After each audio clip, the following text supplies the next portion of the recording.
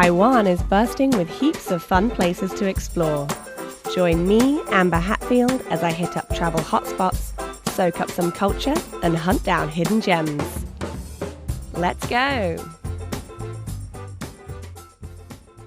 Welcome back to Let's Go. Today I'm joined by Sally Jensen. And Sally is from the UK and has been in Taiwan for a couple of years, on and off. And you've traveled quite a lot around Taiwan and also other countries as well. So I'm really interested to hear about some of your travel experiences in Taiwan. And one of the things that I really want to know about is hitchhiking in Taiwan, because that's something that I didn't really relate with Taiwan. So if I think of hitchhiking, I don't really think of Taiwan or that it's necessarily a place where people do that much. So what is your experience of hitchhiking Taiwan? Have you done it a lot of times and how is it? Yeah, I mean, first I want to say that being able to hitchhike is an incredibly privileged thing to do. Whenever anybody asks me about hitchhiking, I always say, you know, Taiwan is probably the easiest place in the world that I've ever hitchhiked before. I've never waited more than about 20 minutes. But I know that is because I look very different from most people who live here. I'm usually traveling alone, solitary, foreign, female. A lot of Taiwanese people will see me on the side of the road with my thumb out and be like, oh my God, what's wrong with her? You know, like, is she okay? She's lost. Have to save her, you know?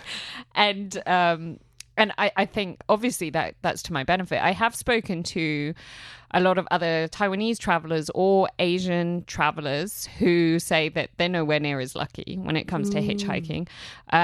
You know, they won't even try. I mean, it can be quite dangerous. And actually, that's for a lot of people who have picked me up before, often kind of older people who were worried about my safety. You know, they say, Taiwan is so dangerous. How can you be doing that? You know, it's so dangerous. I have personally never had any dangerous situations in Taiwan. Everyone has been super friendly and super nice. But I can see how and why perhaps for other people it might be more dangerous. But, you know, I've had the most amazing experiences hitchhiking. For me, that was the basis of traveling, where in a way that I could really meet local people and get to know the culture and hear these stories and just really get integrated as much as possible. Okay, so one thing I wanted to ask you was, like, when you have hitchhike in Taiwan, is it more like something that you have a goal, like, I want to get to this place and I want to hitchhike to this place? Or is it kind of more of a spontaneous, like, oh, I don't have any transport, so I'm just gonna try and hitchhike to there kind of a thing? Well, I mean, the first time it was just because I was poor. I was a dirty backpacker and didn't have much money. And I wanted to go around. I was already traveling through like Southeast Asia. I traveled through China and then I arrived in Taiwan and I wanted to go around the island. And yeah, it was the kind of most budget friendly way to do so. And again, you know, once I found that it was actually quite easy for me to pick up rides, I went along with it and people were super friendly. So yeah, I mean, I'm not saying that transport here is inconvenient or expensive or anything like that. Like now I will take public transport, but yeah, I was trying to get from place to place mostly. Okay, so most of the hitchhiking that you did was it before you lived here, when you came here originally just to travel? Actually, no. Okay. I actually first hitchhiked, just remembering now, I first hitchhiked in Taiwan. And I remember I was in, how was it? Yeah, because I got one of those tickets, those linked tickets from Taipei to Hualien. That was my first kind of trip. That was on public transport. And then when I was in Hualien, because I was also couch surfing, I couch surfed with this guy. And then he was like, oh, you should try hitchhiking to get to Taidong, wherever I was going. And I was like, oh, I've never done that before. It's scary. And he was like, it's fine. And he made me a sign that was just like, 我会说中文. Because like my Mandarin was, it was okay, but it wasn't great at the time. And so like, yeah, I was just going around holding this piece of cardboard. He left me by the side of the road and hid in a bush like behind just to make sure that I was okay. And yeah, it was literally 5 minutes and someone picked me up. Wow. That's something I was going to ask because I wanted to know, do people really pick you up quickly here? I actually did try to hitch a lift one time, but I was with my boyfriend, and my boyfriend's Taiwanese, and he's also like very tall and kind of big, so that might have been why no one was very accepting. But I'm wondering, like, do people pick you up really quickly? And also, what kind of people normally pick you up? Like, is it kind of younger people or, like older elders kind of? It's really, really a variety. And I think actually just going to what you just said, like, I really don't like hitchhiking with other people. Okay. I especially men, like, I just find that it, especially Taiwanese people, they might be less likely to pick you up. And yeah, I mean, it can be a huge range. So the lady who picked me up on that day was actually a professor, I think, at Donghua Daxue, so the university in Hualien. And then she took me to a lecture or a seminar that was happening that day on this issue that I was super interested in, because I was already interested in environmental issues. And she was like, oh, we're doing something today. I was like, oh my God. So just completely random. And then, going to Yushan the first time I went there, I hitchhiked, and this group of really crazy young people, they were like in this massive car that they'd rented out, and they took me all the way to Yushan, even though they were going to Alishan, and they didn't realize that they passed it. But actually, I was waiting at Alishan and I was trying to get to Yushan. So this is like quite a road that's not that well passed by many cars. And so they came, I think that was the 20 minutes that I had to wait, but they came past and they were like, get in! I was like, what? And then they were so crazy, pumping music really loud. But it was like obviously traveling light, because that whole time I wasn't taking very much at all, because it would have been... That's the other thing, is if you have a lot of luggage, that you're not going to pick up a ride, really. It's going to be tough. Yeah. Have there been any people who have picked you up whilst hitchhiking who you've actually stayed in touch with afterwards? Oh, 100%. In fact, this Lunar New Year, I'm going to be going to I kind of call them my foster parents, not my foster parents, but they're like my auntie and uncle here. And they picked me up when I was coming down from... Oh, I was hitchhiking from Puli to Hualien, so the cross mountain road. And that day I'd got several rides from Puli up to Hehuanshan. I went up Hehuanshan, I think it was the East Peak, the kind of little one. Yeah. And then I came down and I was like, oh, that part I really didn't think I was going to get even a bus or anything, because there was not much over there.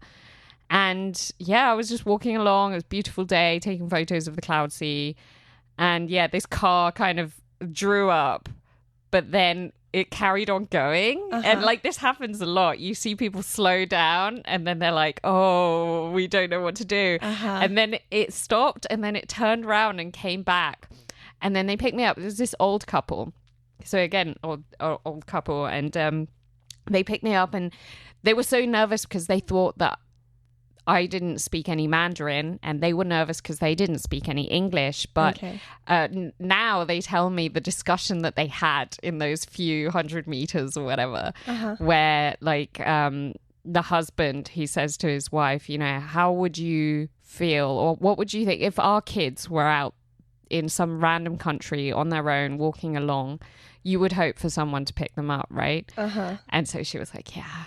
And they're just such a lovely couple, and they live in Hualien. They took me all the way to Hualien, and yeah, and so I'm still very much, appreciative of them. And, I do try to stay in touch with most of the people. Some of them I don't, some of them have been a bit strange, or like never spoken to you the whole trip. And it's a bit like... why did you pick me up? It's a bit awkward in the car. Yeah, but I mean, the language thing, as a foreigner, in some ways you are kind of advantaged because you look different, and some people have kids that they want to practice English with you. But a lot of the time people are like nervous because they're like, oh, I don't speak English, so I can't help this person, or I won't pick them up because what are we going to talk about? But they usually relieved to know that I speak Mandarin. But either way, they will always try to help in any way they can. Yeah. So do you think if somebody was coming to Taiwan for like a short period of time and they didn't speak Mandarin, you would still kind of kind of encourage them or say that it was a good idea to still try and hitchhike here anyway? Or I don't know, really. I mean, if it was kind of necessary, I guess. Again, I do have mixed feelings about hitchhiking because, you know, I do feel a lot of people who hitchhike are backpackers who can generally afford to get public transport when they travel. Like, I don't like this whole bagpacking thing that you see in Southeast Asia and things like that. I did see it more of as like a way that I could get to know Taiwanese people, especially in this country.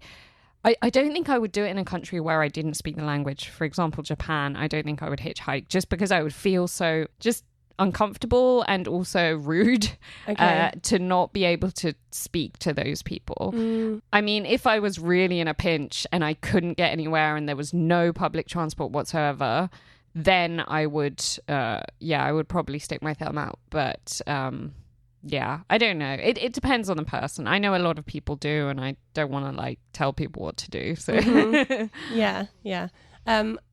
How do you find that it kind of compares to other countries? I lied. The first time I hitchhiked was in China, and it was such a terrible experience that it kind of traumatized me.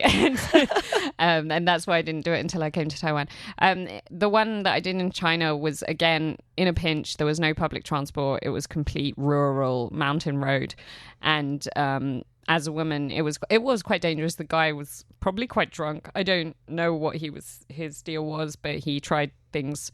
But elsewhere, like, so I've hitchhiked through the south of the US, which has been an incredibly interesting experience, especially during, peak Trump era. Oh, wow. Okay. And I have also hitchhiked with people in Borneo, and that was a whole lot of fun because you have all these kind of like pickup trucks with like this huge space in the back where everyone just sits in the back with the wind blowing through your hair. It's really amazing.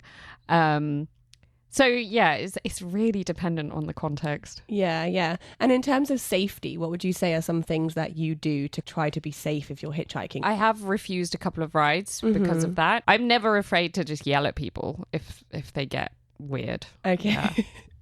I think that's a good note to end on. That's all from this week's episode of Let's Go. Don't forget to tune in again next Sunday for more. See you there.